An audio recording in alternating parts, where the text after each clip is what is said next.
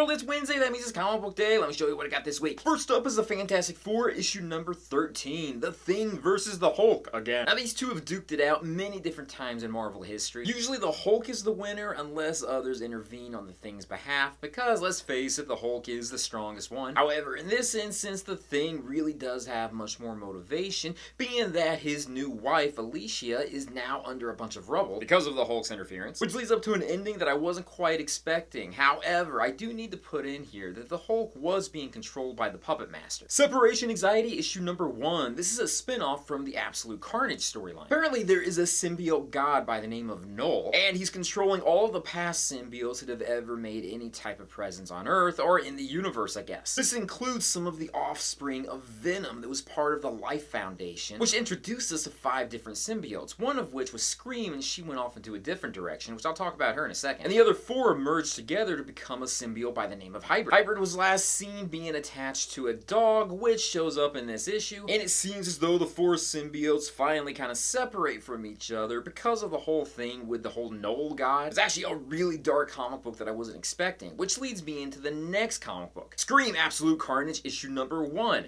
This is the symbiote that went off on her own. Unfortunately, her host was killed off by Venom, but that's not stopping the symbiote god from resurrecting her and finding a new host. This whole storyline is a bit confusing unless you're reading the main Absolute Carnage storyline, although it is still a bit of fun just to see what these characters are doing. Titans Burning Rage, issue number 1. I actually already did a review on this comic book. It's part of a series of comic books that was originally released as a Walmart exclusive. This issue was titled Enter the Disruptor. This story I only read because the Robin that's a part of this team is Tim Drake. It's sort of kind of fun, but it's also repetitive, being that we've already read this unless you didn't pick up the Walmart exclusives, which is something that I did because, you know what, it has Tim Drake in it. Wonder Woman issue number 76, Mothers and Children. I only read this because I thought Cheetah was going to be playing a big role in this. She doesn't. Well, she does, but it's more at the end of this. A lot of this is reconnection of Diana with Themyscira, or kind of leaving Themyscira. But oh man, the last page on this issue was a shocker, and I did not see that coming. Finally, I read Powers of 10, issue number 2. I am really loving this X-Men storyline with Jonathan Hickman at the helm. The Powers of 10 storyline has 4 different stories all taking place at different points in the timeline. 10 years in the past, we see that Xavier made peace with Magneto and they joined forces. In the present day, we see Xavier preparing for a battle that's going to be taking place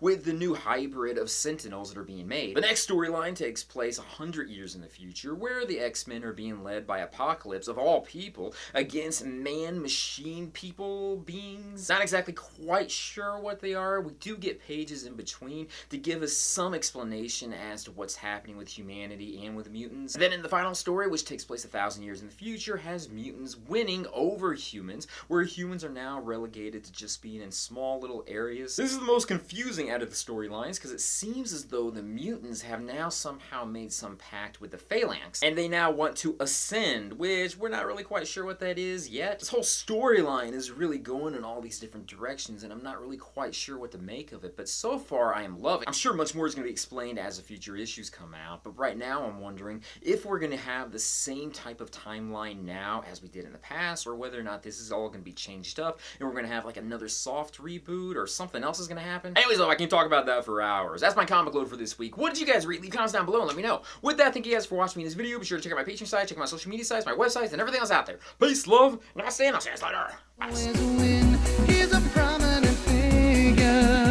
By the way, major shout out to the website wearequeer.style. They're the ones that sent me this shirt, which I think is pretty darn cute if I don't say so myself. Check out the site when you get a chance. I think they would really love you guys.